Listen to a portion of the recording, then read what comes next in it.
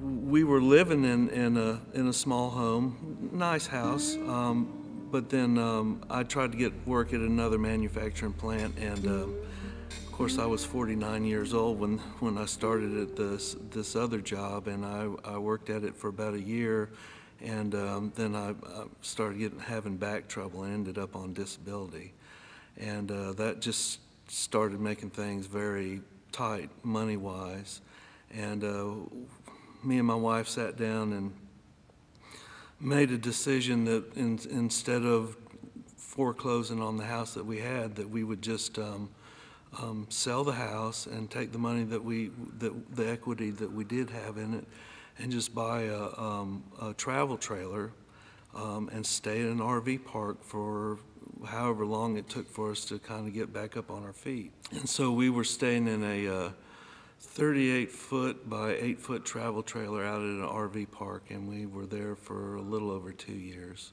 Me and my wife and my, well, she's 19 now, my daughter. And my wife got a job working with the school system, and she was teaching elementary school.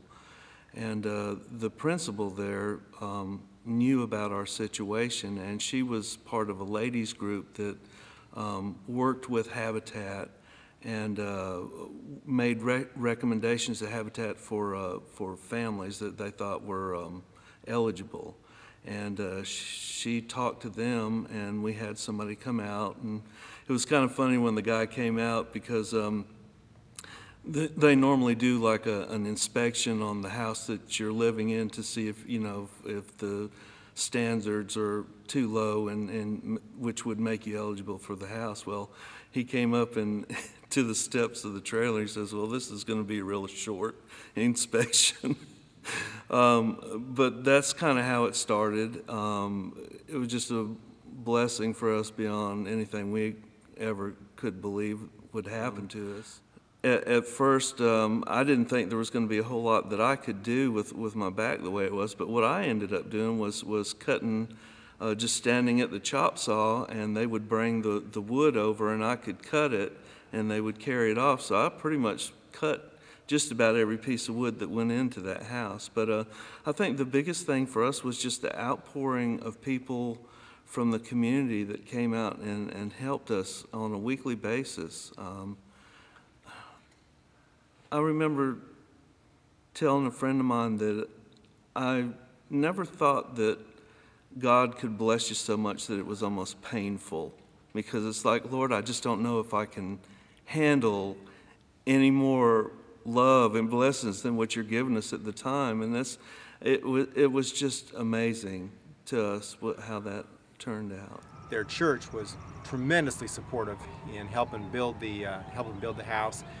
And as we worked through the house, the sense of community building the house was extraordinary. As we built the house, and it was a lot of fun out here. It was an upbeat environment, and every single morning Ken and Connie were out ready to build. They had coffee going. They were welcoming volunteers to help build. It was a inspiring experience just building the house, let alone completing the house. But now Ken and Connie have a great home. Their daughter lives here with them, and they no longer have to live in a trailer. They no longer have to worry about where they're gonna live, and it's a secure, safe environment for them and their family.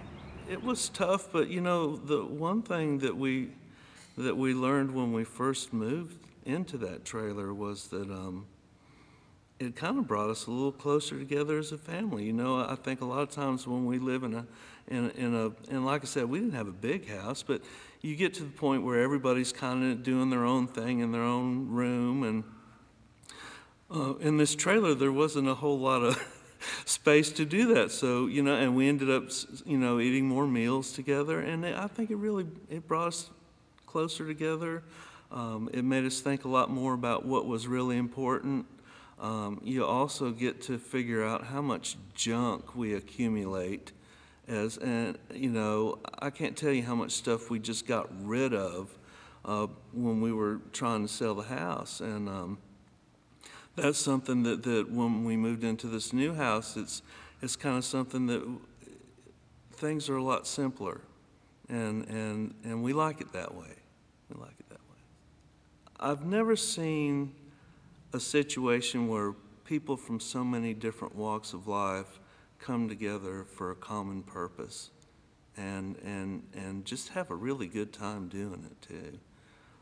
Because every week, every weekend when we worked on the house, there'd be a different group that would come to volunteer to actually work on the house. There would be a different group that would come bring us lunch every week. And like when we had the wall raising ceremony and then the dedication, just floods of people just to come, people we never knew.